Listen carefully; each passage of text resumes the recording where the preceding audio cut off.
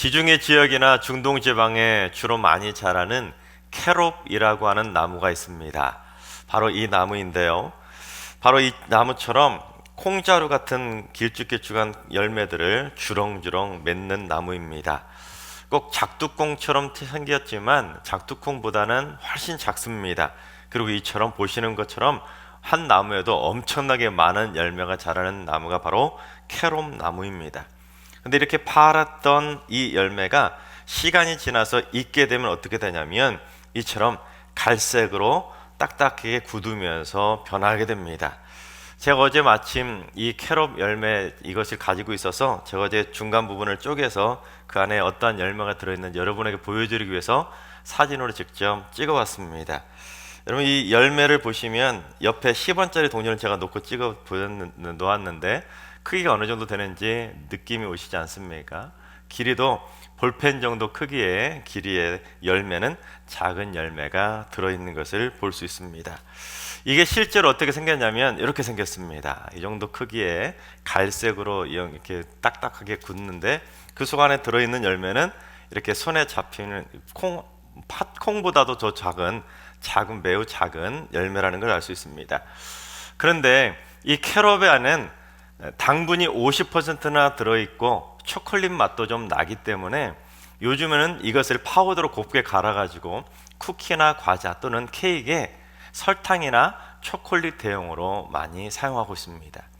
또한 이 캐럽이라는 열매에는 콜레스테롤을 낮추는 성분이 들어있고 또한 칼슘과 섬유질도 다량히 포함하고 있기 때문에 이 캐럽 분말을 가지고 좀 그러한 건강식품으로 많이 활용하고 있습니다.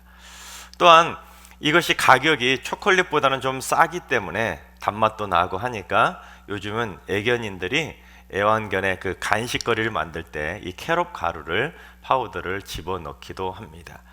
근데 오늘 본문 성경을 보면 이 캐럽 열매조차도 먹지 못한 사람의 이야기가 기록되어 있습니다.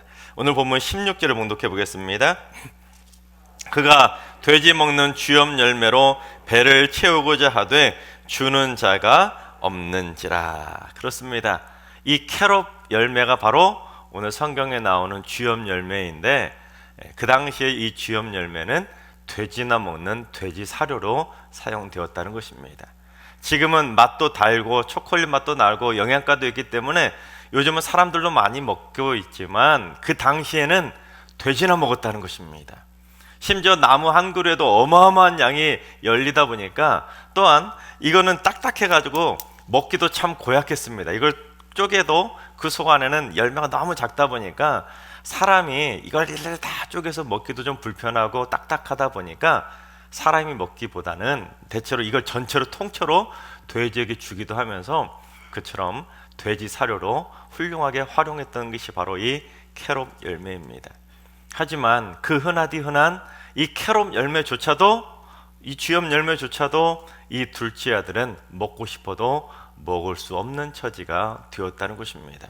자, 그렇다면 이 둘째 아들이 어쩌다가 그 지경까지 되었는지 오늘 앞부분의 상황을 좀 살펴보겠습니다. 어떤 사람에게 두 아들이 있었는데 어떤 일이 벌어졌는지 오늘 보면 12절을 봉독해 보겠습니다. 그 둘째가 아버지에게 말하되 아버지여 재산 중에서 내게 돌아올 분깃을 내게 주소서 하는지라. 아버지가 그 살림을 각각 나누어 주었더니. 그렇습니다. 이 둘째 아들이 아버지가 가지고 있는 재산 중에서 자기에게 돌아갈 유산을 미리 당겨서 지금 당장에 달라고 요구를 한 것입니다. 근데 그 당시 사람들에게는 재산이라는 것은 남다른 의미가 있었습니다. 당시 재산이라고 번역된 헬라어가 우아시스라고 하는 단어인데 이 단어가 어디에서 왔냐면 본질이라는 뜻에서 왔습니다. 그래서 그 당시 사람들의 의식 속에는 재산이 어떤 의미를 가지고 있었냐면 그 집안을 지탱해주고 그 집안의 존재 이유와도 같은 본질적인 요소가 바로 재산이었다는 것입니다. 그러니 이 재산이 사라지면 그 집안의 존재 자체가 사라진다는 거 아니겠습니까? 그래서 그 당시에는 부모가 죽기 전에는 이 재산만큼은 절대로 건드리지 않았습니다. 그래서 죽은 다음에야 재산을 상속해 주는 것이 일반적인 풍습이었다는 것입니다. 그럼에도 불구하고 이 아버지는 둘째 아들의 요청을 흔쾌히 들어주었다는 것입니다. 심지어 둘째 아들에게만 유산을 나눠준 것이 아니라 첫째 아들에게도 유산을 나눠주었습니다. 그래서 이 두 아들은 아버지가 죽기도 전에 유산을 미리 당겨받을 수가 있었던 것입니다. 그런데 당시 유대인들의 율법에 의하면 아버지가 죽은 다음에 유산을 상속받으면 아버지가 가지고 있었던 재산을 전부 다 자녀들이 그대로 다 상속받을 수 있었지만, 아버지가 죽기 전에 유산을 상속받게 되면 아버지의 몫을 좀 남겨두어야 되지 않겠습니까? 그러다 보니 자녀들에게 돌아갈 수 있는 유산이 매우 적어졌다고 합니다. 또한 당시 유대인들은 철저한 장남 중심의 문화였기 때문에 장남은 다른 자녀들보다 유산을 최소한 2배 이상은 더 받을 수가 있었습니다. 그러니까 오늘 말씀에 지금 첫째 아들과 둘째 아들에게 아버지가 자기 재산을 반으로 뚝 쪼개가지고 그렇게 동일하게 준 것이 아니었다는 것이죠. 그래서 학자들이 이 당시 풍습에 따라서 이 둘째 아들이 어느 정도 유산을 받았을까 계산을 해보았더니, 당시 계산법으로는 약 9분의 1 정도, 아버지가 가지고 있던 재산의 9분의 1 정도밖에 받을 수 없었을 것이라고 추정합니다. 자, 그런데 이 둘째 아들도 그걸 몰랐겠습니까? 당연히 알고 있었을 것입니다. 심지어 아버지가 돌아가신 다음에 받으면 그것보다는 조금 더 받을 수 있다는 것까지도 알고 있었을 텐데, 이 둘째 아들은 그걸 못 기다리고 성급하게 유산을 미리 당겨달라고 요구를 했던 것입니다. 왜 그랬을까요? 그건 바로 쾌락에 대한 욕망 때문이었습니다. 한시라도 빨리 그 작은 돈이라도 아버지로부터 빨리 받아서 자기의 그 끓어오르는 욕망을 채우고자 했다는 것입니다. 그래서 둘째 아들이 이 재산을 가지고 어떻게 했는지 우리 본문 13절을 봉독합니다. 그 후 며칠이 안 되어 둘째 아들이 재물을 다 모아가지고 먼 나라에 가 거기서 허랑방탕하여 그 재산을 낭비하더니, 이 둘째 아들이 얼마나 마음이 급했으면 단 며칠 만에 아버지로부터 물려받은 그 유산을 다 끌어모아가지고는 먼 이방 나라로 훌쩍 떠나버렸다는 것입니다. 그런데 그 많은 재산을 가지고 떠났음에도 불구하고 이 둘째 아들은 잘 먹고 잘 산 것이 아니라 그 가진 돈을 다 허랑방탕하며 한순간에 다 탕진하고 말았다는 것입니다. 그렇습니다.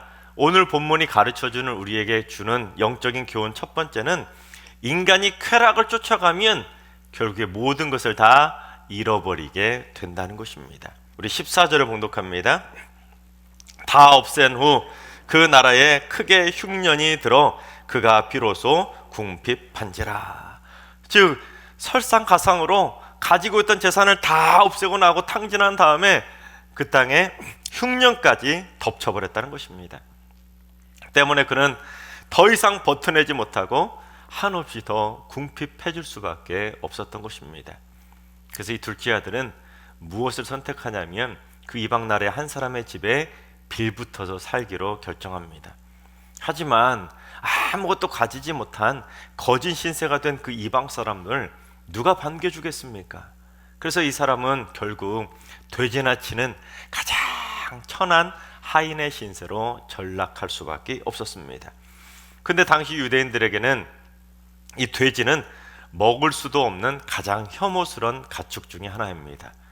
왜냐하면 하나님께서 율법으로 돼지는 먹을 수 없는 부정한 동물이라고 규정을 했기 때문에 유대인들은 돼지를 가장 천하고 꺼리하는 동물로 여겼습니다.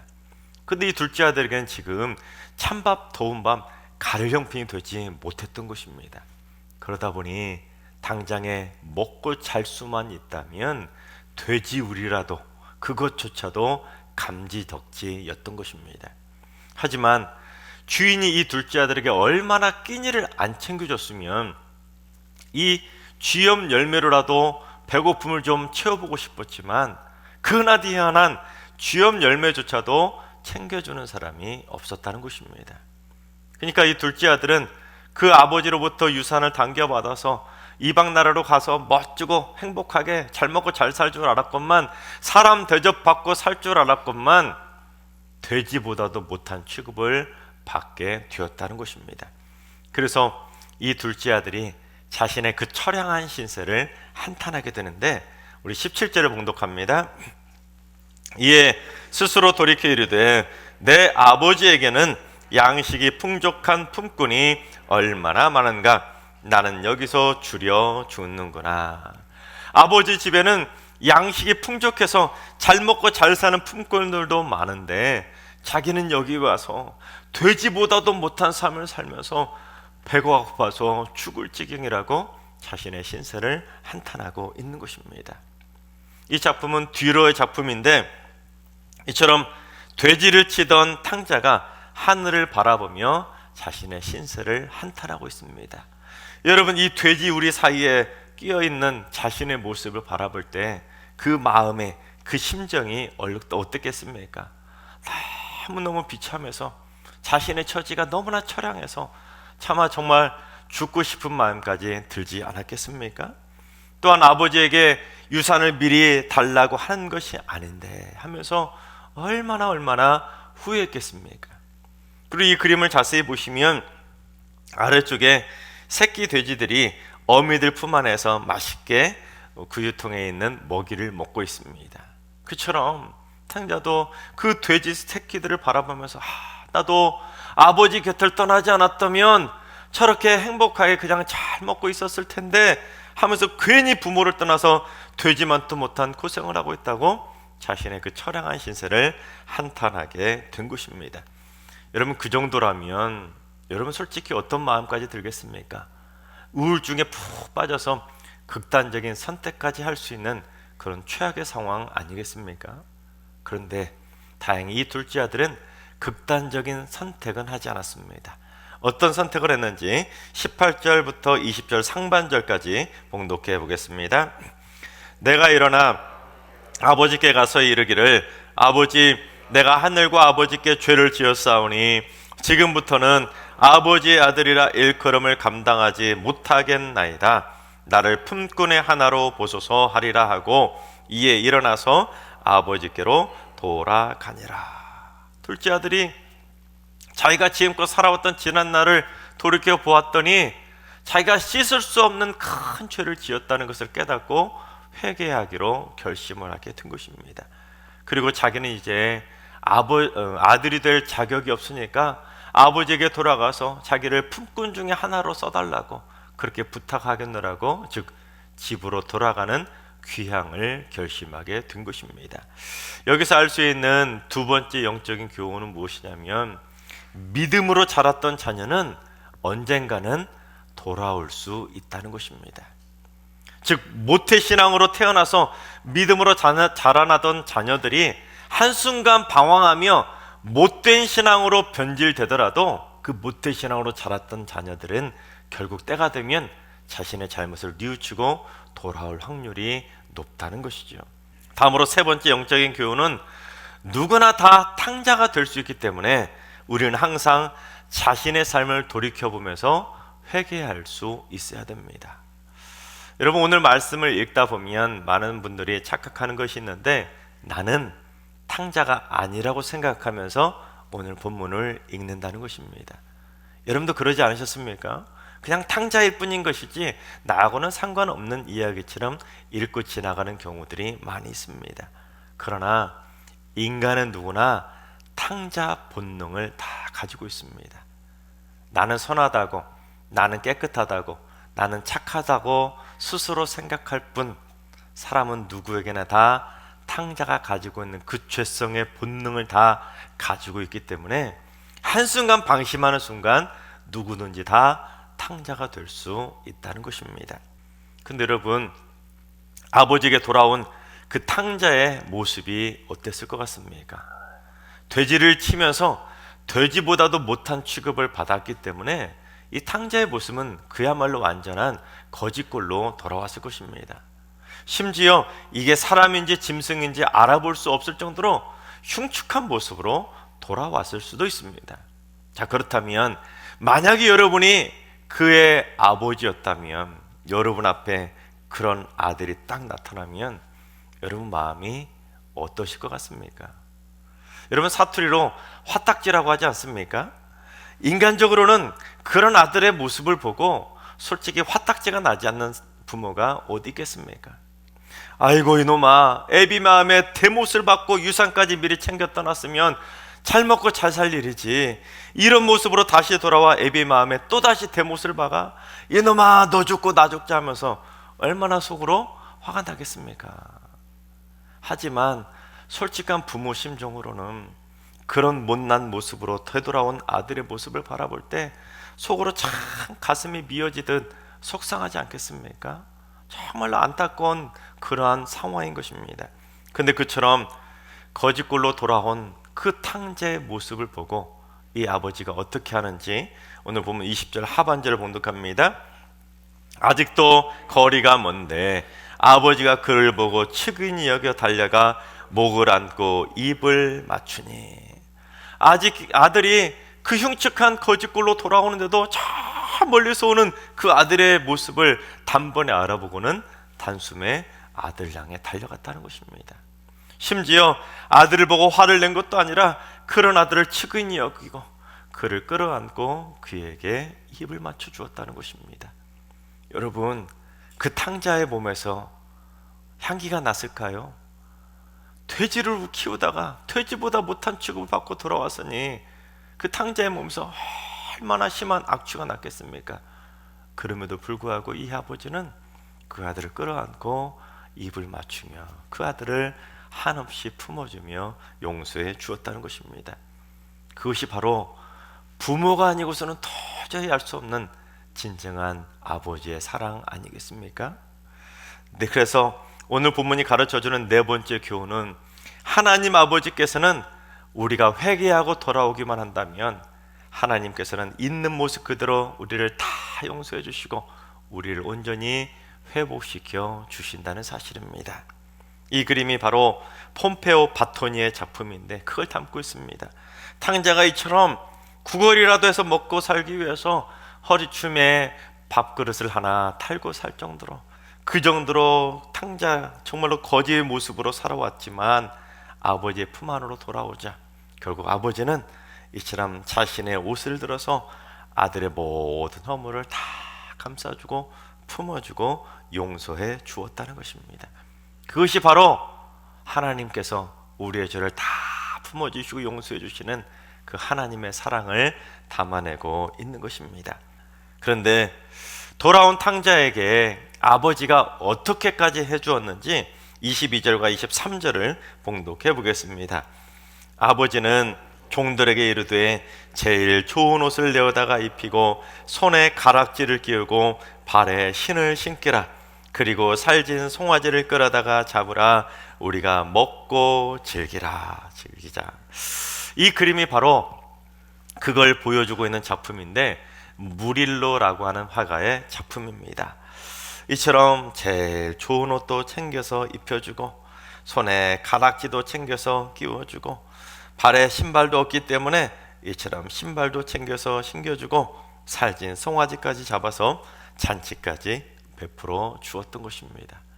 돌아온 탕자라는 작품을 검색을 해보시면 대부분 다 조금 전에 렘브란트가 그린 그림처럼 대체로 좀 우울하고 침침한 분위기의 작품이지만 이 무릴로가 그린 이 작품은 당시 그 잔치 분위기를 좀 활발한 흥겨운 분위기를 좀 살펴볼 수 있지 않습니까? 즉 아버지를 떠나기 전의 신분으로 이 돌아온 탕자의 아버지는 완전히 회복시켜 주었다는 것입니다.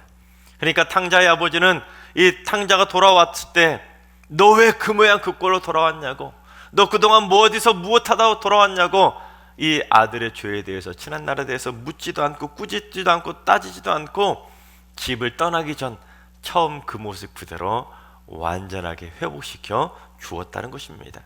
이것이 바로 죄사함의 은총입니다. 우리도 하나님 앞에 죄를 지었을 때 하나님 앞에 회개하며 하나님 아버지의 품으로 다시 돌아오게 된다면 하나님은 우리의 죄를 묻지도 않으시고 따지도 않으시고 우리의 모든 죄를, 우리의 모든 허물을 다 용서해 주시고 우리를 그 크신 사랑의 발로 다 품어주시고 우리를 회복시켜 주셔서 하나님의 아들로 천국 잔치를 베풀어 주신다는 사실입니다. 특별히 죄인이 회개하고 돌아올 때 하나님은 얼마나 기뻐하시는지 우리 24절을 봉독합니다. 이 내 아들은 죽었다가 다시 살아났으며 내가 잃었다가 다시 얻었노라 하니 그들이 즐거워하더라. 그렇습니다. 우리가 하나님께 회개하고 돌아오면 마치 독생자 예수 그리스도가 죽었다가 3일 만에 살아난 것처럼 하나님은 너무 기뻐서 즐거워하신다는 사실입니다. 그래서 마지막 5번째 교훈은 우리가 회개하면 하나님은 마치 죽은 자가 살아난 것처럼 기뻐하시고 우리는 하나님의 그 크시고 놀라운 은혜를 누리게 된다는 것입니다. 여러분, 제가 서론에 이 쥐엄나무라고 하는 캐럿 나무를 소개를 시켜드렸는데 이 속 안에 들어있는 이 작은 열매를 뭐라고 부르냐면 이거는 캐럿에 나는 열매인데 이 속 안에 있는 이 작은 것을 뭐라고 부르냐면 캐럿이라고 부릅니다. 여러분, 캐럿 하면 뭐가 떠오르시나요? 다이아몬드를 떠오르지 않으십니까? 즉 이 캐럿 한 개의 무게가 약 0.2g인데 이 캐럿, 이 열매가 바로 다이아몬드의 기준이 되는 가치가 되었다는 것입니다. 또한 금도 24K, 18K, 14K 하지 않습니까? 그때 그 K도 바로 이 캐럿 열매에서 왔습니다.